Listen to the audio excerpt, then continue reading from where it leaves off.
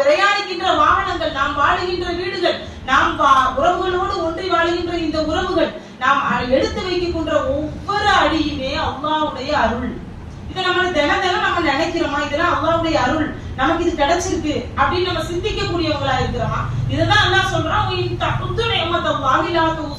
நான் எக்கச்சக்கமா உனக்கு கொடுத்துருக்கப்பா, நீ இதை சிந்திச்சு பாத்தியா? அதே அல்லாஹ் மனசனை பத்தி சொல்றான், இன்னல் இன்சான லலூமுன் கஃபார்.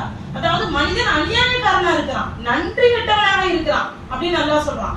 ஏன்னா நான் இவ்வளவு அருட்கொடைகளை நான் அவனுக்கு கொடுத்திருக்கேன், அவன் அந்த அருட்கொடைகளை வச்சு அந்த நியமத்துகளுக்கு எனக்கு நன்றியே செலுத்தல, அவன் அநியாயக்காரனாக இருக்கிறான்.